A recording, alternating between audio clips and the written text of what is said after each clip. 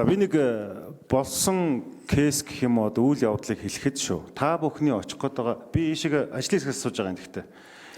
Нэр дэвшигчнэрийн очих гээд байгаа энэ албан тушаал дээрээс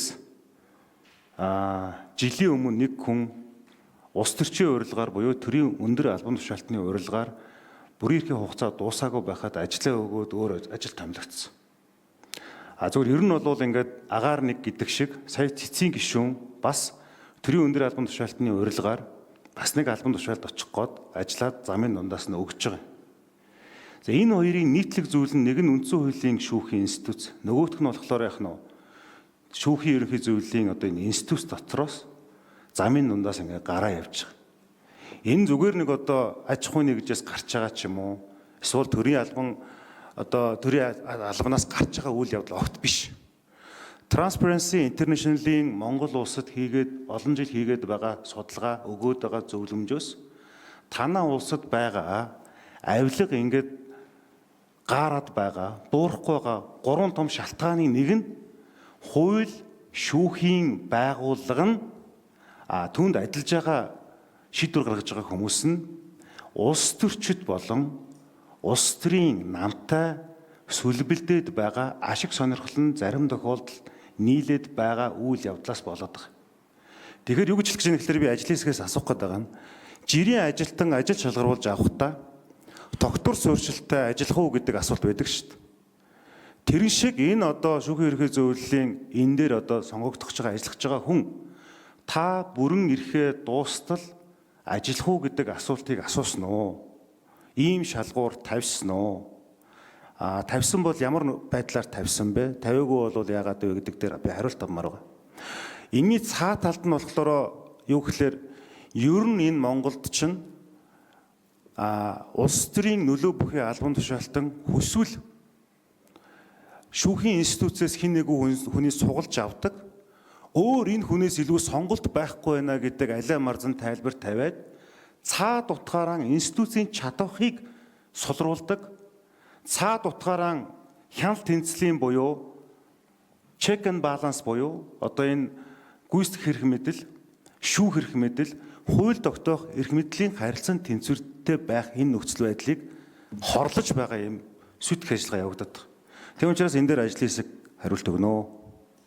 За Эрдэнэ улс гишүүн маш чухал асуудал хөндлөө. Мэдээж үндсэн хуулийн одоо байгууллага болсон шүүхийн ерөнхий зөвлөлд 6 жилийн хугацаатай томилогдож очоод тогтвор суурьшилтай одоо энэ хийж хэрэгжүүлэх ажлаа 6 жилийн хугацаанд үр дүн гаргаж ажиллах хүн маш чухал.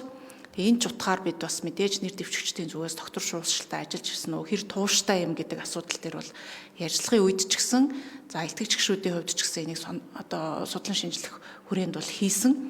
За мэдээж 24 гишүүн дотор янз бүрийн хүмүүс байсан. Доктор сууршилгүй жилээс жилд өөр ажилд явж агаад өөр ажлаа солилцсон боловч тэрийг анкетандаа тусгаагүй ч гэдэм үү янз бүрийн нэр дэвшигчд орж ирсэн.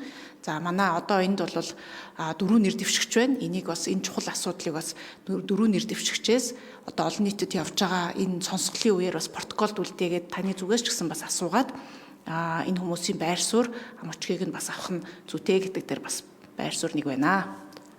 Түрүүн намын чимэг гишүүн маш ноцтой нэг асуудлыг хүндсэн нь энэ сонгон шалгаруулах ажлын хэсэг ажлаа явуулж явах үед утсаар дарамтлсан гэсэн ийм зүйл хэллээ. Гэхдээ нэр зааж хэлсэнгүү. Тэгэхээр энэ бол зүгээр нэг ингээд яриад өнгөрөх зүйл биш. Учираас энийг ажлын хэсгийг даргалсны хувьд, ахалсны хувьд та хэдэн сарын хэдний өдөр ямар байдлаар ямар нөхцөлд ямар субъектийг дэмжиж гэж дарамтсан гэдгээ тайландаа тодорхой тусах ёстой шүү. Одоо улс төрчид яадаг вэ гэхээр би ярина. Би одоо хэрэгтэй цаг гарахаар нь яг одоо асуудлыг ярина л гэдэг. Тэгээ тэр нь улс төрийн сэдэв болоод ингээд өнхрөөд явчихдаг. Тэгэхээр одоо энэ ялангуяа хууль зүйн байнгын хороо бол энэ асуудал дээр их нухацтай хандаж та энийг тэмдэглэлтэд заавал оруулаарай гэдэг хэлье. Хоёрдугаарт уучлаарай хурал даруулагч. За 1 минут нэмж өгөө. Хоёрдугаарт нэг зүйл дээр болохоор ер нь энэ үеийн үед лавл одоо би 18 сарын их хурлын гишүүний ажлыг хийж явах үед ямар нэгэн томилгоотой холбоотой зөвлөл дээр нэг хүн амьтнаар яриулах юм аа. Тэгээд одоо тийм ийм учир начиртай гэдээ яриулах юм. Нэг тэр бол та бүхэнд хасханаа болж байгаа шүү. Энэ бол өөрөө ёс зүйн асар том зөрчил байхгүй. Зүгээр шударгаар анкета бөглөөд итгэл үнэмшилтэйгээр ажиллаа яриад ороод ирэхийн оронд ямар нэгэн улс төрчөөр дамжуулж дэмжүүлэх гэж яриулж байна гэдэг бол энэ асар ёс зүйгүй бөгөөд энэ ажлыг хийхэд тэнцэхгүй л гэсэн үг. Тэгээд цаашлаад улс төрчдийн хамааралтай этгээд болж хувирдаг. Цаашлаад хуулийг яаж шударгаар биелүүлэх юм бэ? Тийм учраас энд ямар нэгэн байдлаар улсын хурлын энэ ажлын байгаа гишүүчдэр хин нэгэн хүн уцаар яриулсан хүн байх юм бол шууд тэр хүнээс татгалзах ёстой шүү. Энийг хариуцлагатайгаар хэлээ. Ажлын хэсэгт бас энийг одоо уриалж байна. За түрүүний хэлсэн тэр асуудал бол надад ирсэн бол биш. Манай одоо яг нэр дэвшигчдийг судал шинжилж илтгэгч гишүүнээр томилсон нэг эмэгтэй ажлын хэсгийн гишүүнд ирсэн асуудал байгаа. Тэгээ энэ бол сонгон шалгуулалтын дүн гарсны дараа буюу тухайн одоо нэр дэвшигч мэдээж сонгогдоогүй. Энэ дөрвөн хүний дотор л мэдээж байхгүй.